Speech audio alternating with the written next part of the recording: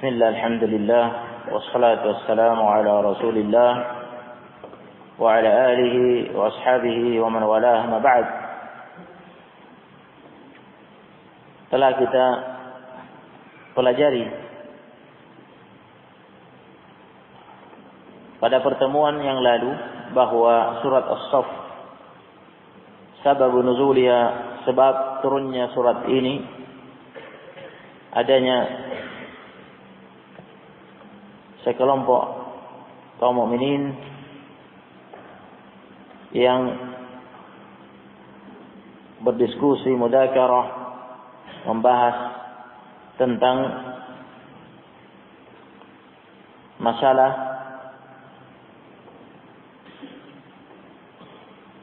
ilmu dan amal, dan mereka kemudian mempertanyakan tentang ayyul a'mali ahabbu ila Allah.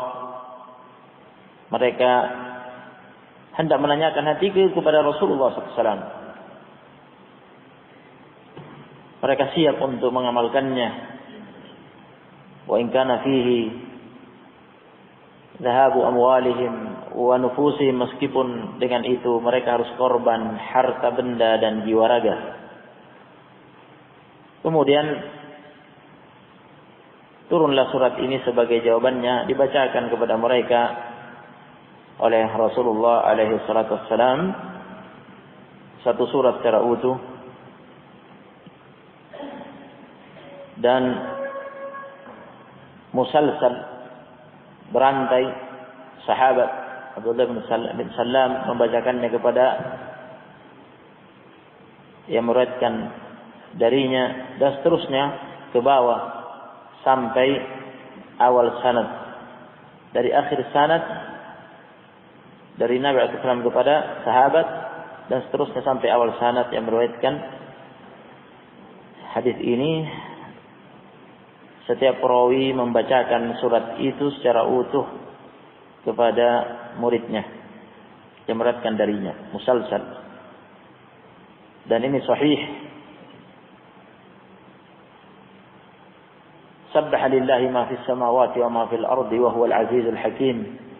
Ya ayyuhalladzina amanu lima taquluna ma la taf'alun. Dengan ini Allah mengingatkan orang-orang beriman agar jika berjanji, menyatakan suatu janji, hendaknya menepati janji, membuktikan ucapan itu. Lima taquluna ma la taf'alun. Kenapa kalian mengucapkan sesuatu yang kalian tidak kerjakan? Kabura maqtan 'indallahi an taqulu ma la taf'alun. Kemudian Allah menjelaskan bahwa berjanji sesuatu, mengatakan sesuatu sebagai janji kemudian tidak ditepati, tidak dibuktikan, hanya sekadar semata di bibir saja dan tidak dibuktikan dengan amaliyah, hal itu kabura maqtan indallah. Maqtan, apa tafsirnya? Al-maqt, apa makna al-maqt? Apa makna maqtan? Apa maqtan? Kebencian. Bughdhan, ay kabura bughdhan indallah. Al-maqit, al-mamqut, al-baghid, al-mabghud. Jadi orang yang dibenci, maqit atau mamqut. Naam, maqt artinya kebencian. Amat besar ya kebenciannya di sisi Allah Subhanahu wa taala, yani amat dibenci oleh Allah. An taqulu ma la taf'alun. Kalian mengucapkan sesuatu yang kalian tidak kerjakan.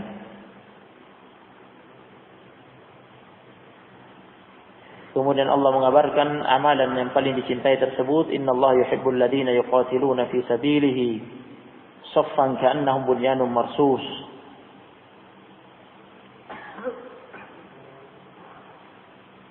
Bahwa sesungguhnya Allah Subhanahu wa taala mencintai orang-orang yang berperang di jalan Allah dengan berbaris, bersaf-saf.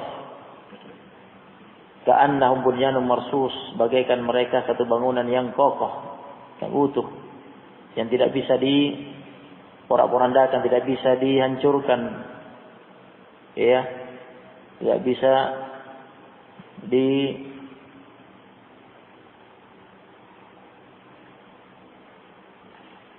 dibubarkan. Mereka tidak bisa dikalahkan karena bersatu dalam jihad.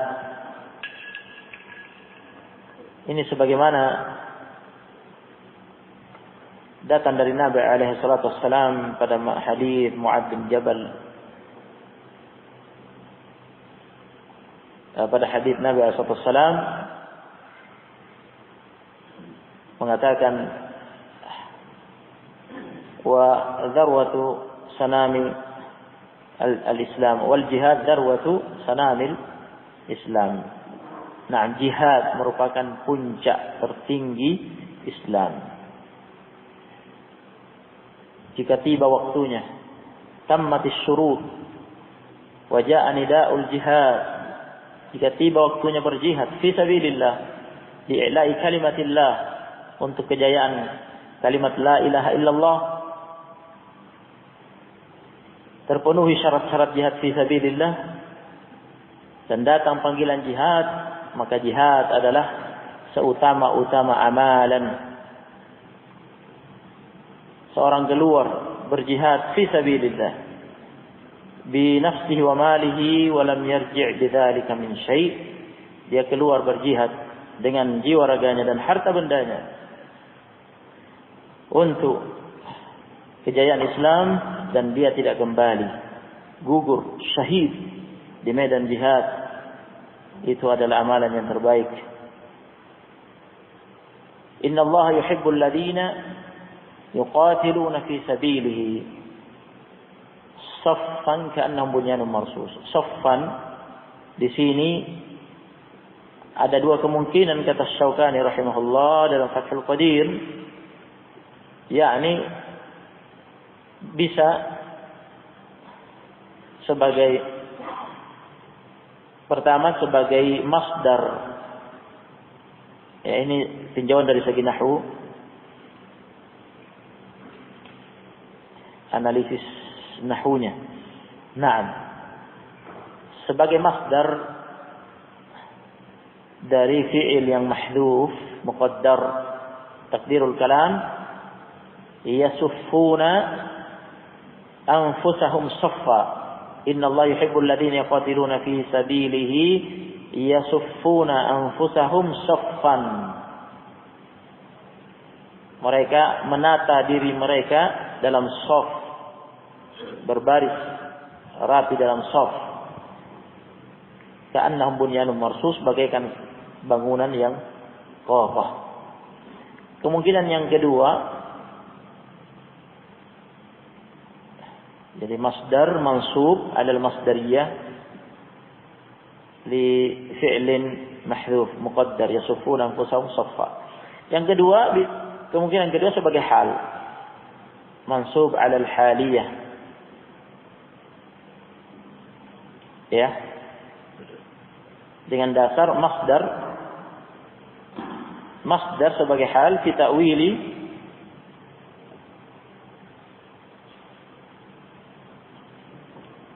al-wasf. Masdar di sini sebagai hal, mansub sebagai hal, menjelaskan keadaan mereka, hal, dengan ditakdirkan dengan penakwilan wasf, yaitu ditakwilkan dengan mustaffina atau mustaffina. Inna Allah yuhibbul ladzina yuqatiluna fi sabilihi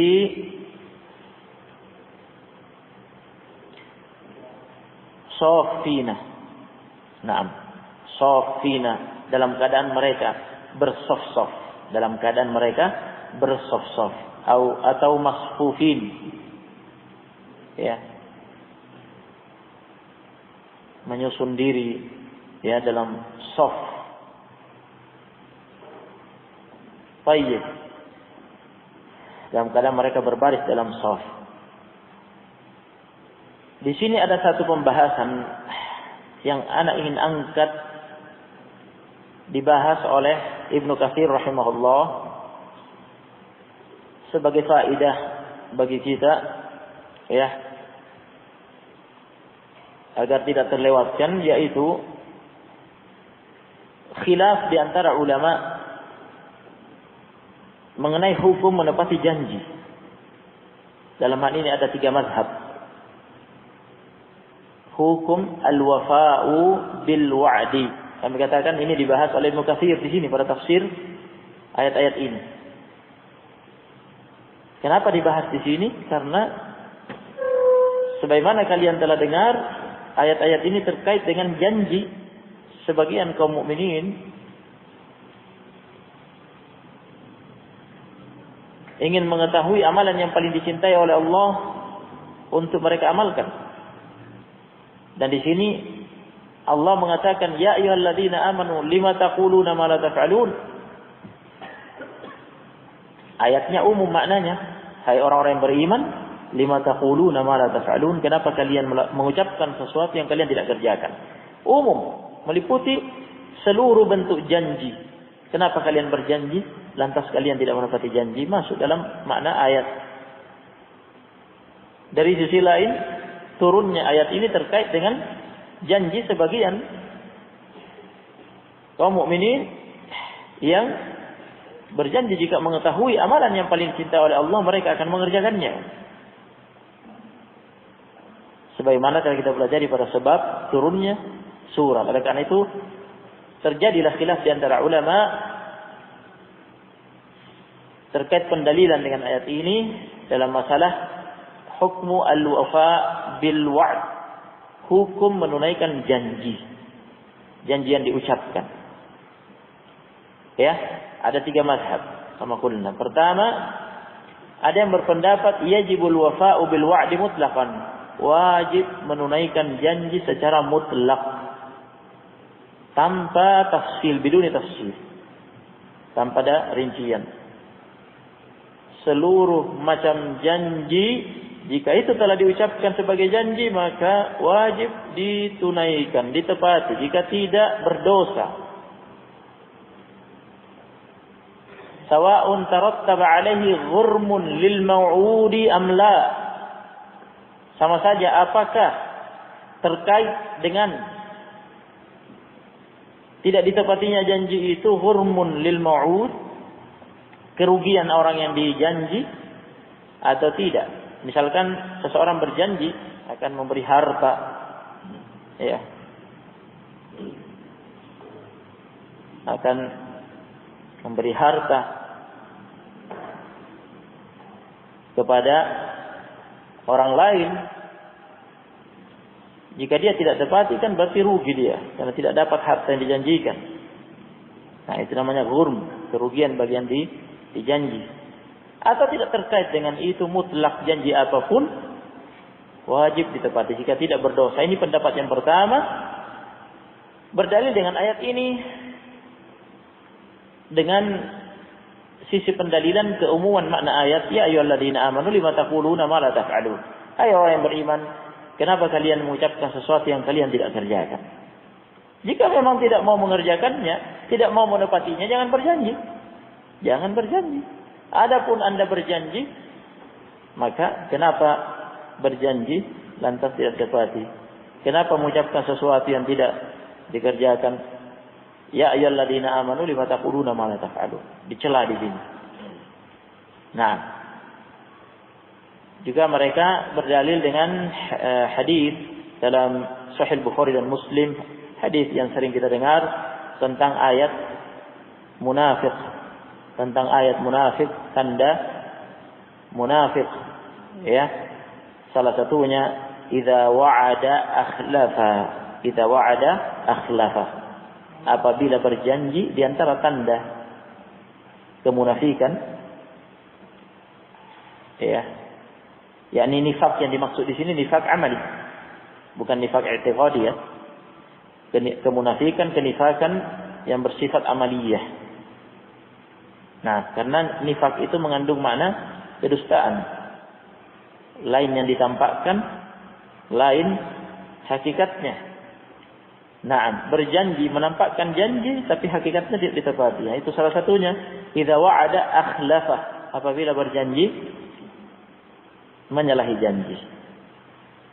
Nah, ayat dan hadis ini dijadikan dalil orang mereka untuk mengatakan wajib menepati janji secara mutlak. Barang siapa berjanji apapun janjinya kemudian tidak ditepati maka dia berdosa.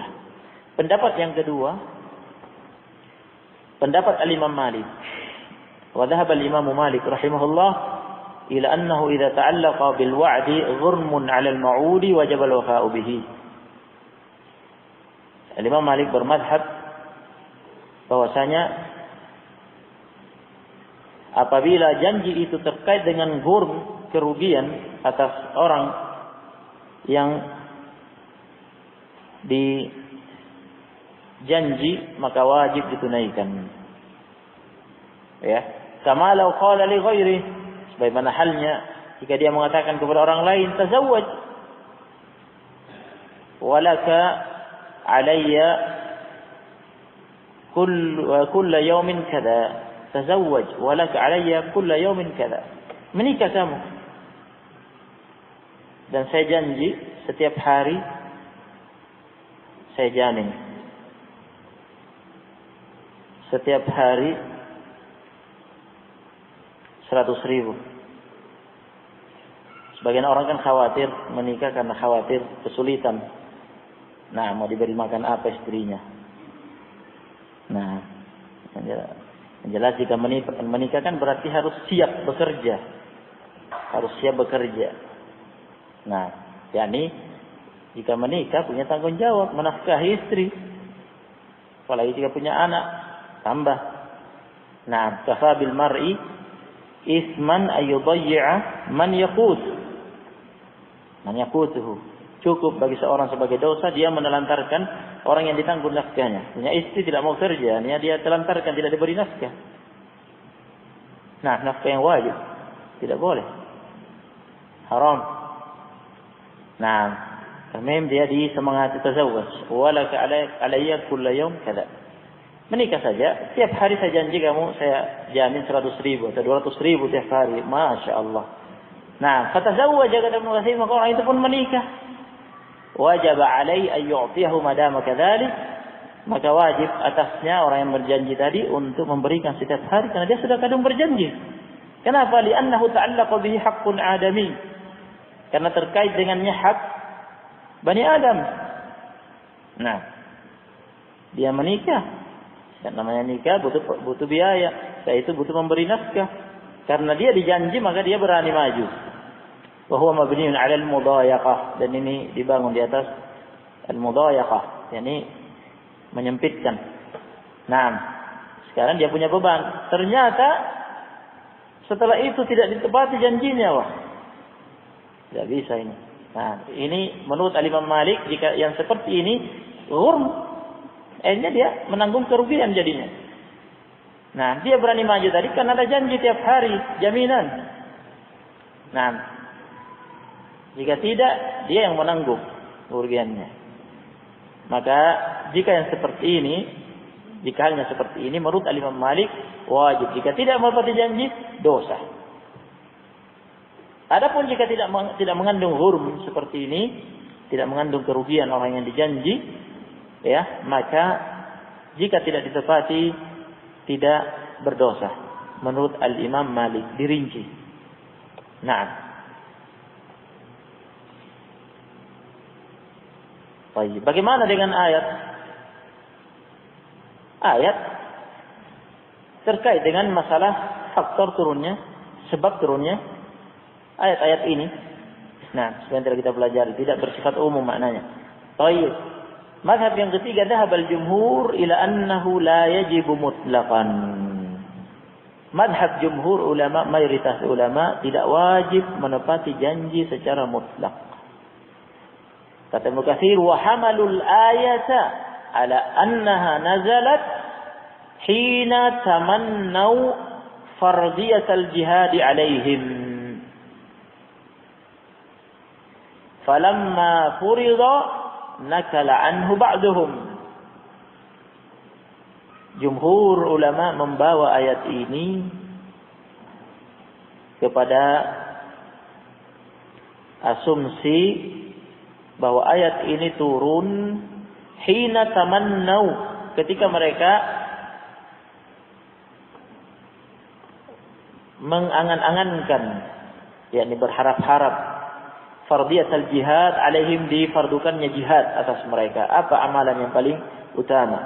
Meskipun harus kehilangan harta benda dan jiwa, ini jihad fi sabilillah. Falamma furida alaihim falamma furida annaka la'anhu ba'dhum, ketika difardukan jihad, ada sebagian yang tidak menepati janji. Nah, didominasi oleh rasa takut. Nah, karena memang jihad, yang namanya jihad, ya, harus dengan iman tentunya. Al-khauf hasil, takut dalam perang terjadi tentunya. Nah, namun hal itu ya dikalahkan dengan panggilan iman, tuntutan iman, mencari ridha Allah Subhanahu wa ta'ala. Nah, oleh karena itu jumhur ulama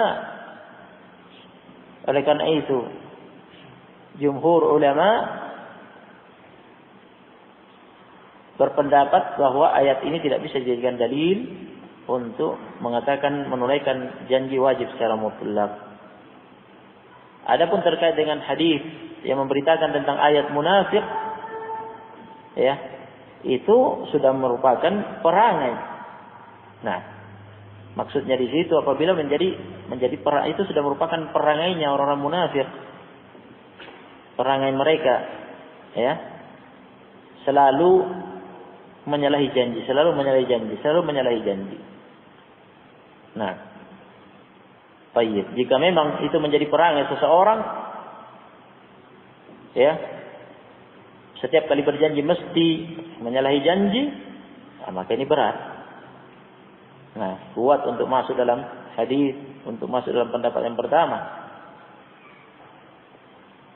Fa'ala kulli hal, ini 3 pendapat di antara ulama dalam masalah ini.